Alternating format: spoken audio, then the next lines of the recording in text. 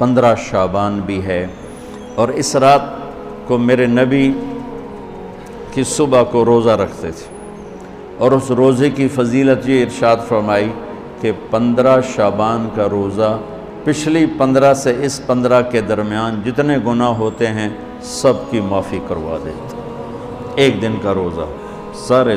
پورے سال کے گناہ معاف فرما دیتا۔ دوسرا 15 شعبان میں اللہ کے ہاں تو سب کچھ موجود ہے، لکھا ہوا ہے، لیکن جیسے گورنمنٹ بجٹ پیش کرتی نا پورے سال میں یہ ہوگا یہ ہوگا یہ ہوگا یہ ہوگا،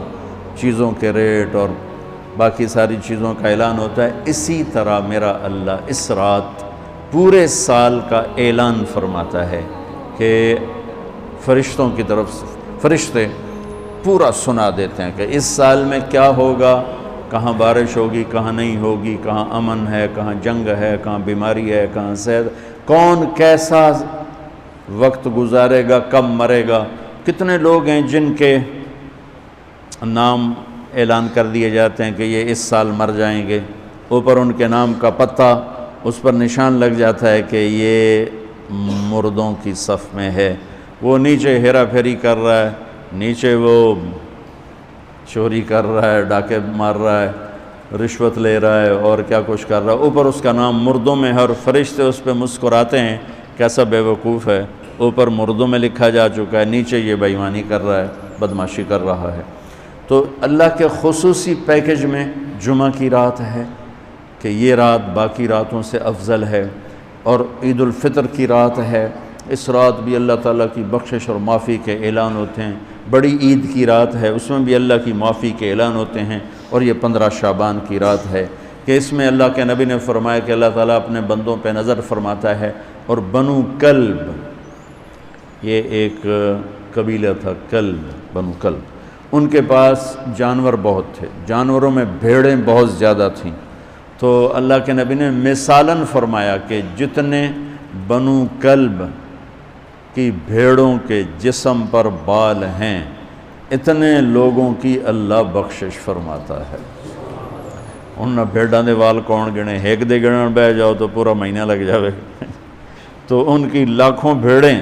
اور ہر بھیڑ کے جسم پر کروڑوں بال، تو میرے نبی نے مثال کے طور پر یہ ارشاد فرمایا، یہ ایک مثال ہے کہ اللہ بے حساب لوگوں کی معافی کا اعلان فرماتا ہے۔ تو آپ فرماتے تھے کہ میں روزہ رکھتا ہوں اس لیے کہ جب میری موت کا اوپر اعلان ہو رہا ہو تو میں روزے کے ساتھ، میں جب میرا نام زندوں سے کٹ کے اور آگے جانے والوں میں لکھ دیا جائے تو پھر میں روزے کی حالت میں ہوں۔ تو اس کے دن کا روزہ اور رات کی بندگی، رات کی بندگی کوئی مخصوص نہیں، ہمارے یہاں بہت سارے عجیب و غریب کام شروع ہو رہے ہیں، اور 15 شعبان ہو، لیلۃ الشب قدر ہو، شب جمعہ ہو، یا جتنی بھی یہ عبادات کی رات ہیں، اس میں کوئی اجتماعی عبادت نہیں ہے، اس میں فرد کی انفرادی عبادت ہے، اور گھر میں ہے، مسجد میں نہیں، گھر میں، اپنے گھروں کو مسجد بناؤ۔ میرے نبی کبھی بھی سنتیں مسجد میں نہیں پڑھتے تھے، اب حیران ہوں گے کہ میرے نبی نے کبھی زندگی اشراق پڑھے، مسجد میں 2 نفل آپ نے پڑھے ہیں اشراق، اس کے علاوہ آپ سنتیں گھر سے پڑھ کے آتے تھے اور نوافل گھر جا کے پڑھتے تھے۔ تو یہ نفلی بندگی کی رات ہے بھائیو، تو اس رات میں انفرادی عبادت ہے، کوئی اجتماعی نہیں، آؤ بھئی صلاۃ تسبیح پڑھیں اور آپ اکٹھے بیٹھ کے ذکر کریں، اکیلا۔ اور پھر اس میں بہترین بندگی ہے توبہ کرنا اور دعا کرنا، بہترین بندگی، کیونکہ اس رات میں اللہ تعالیٰ اپنے بندوں پہ نظر ڈالتا ہے اور سب اہل ایمان کی بخشش کرتا ہے۔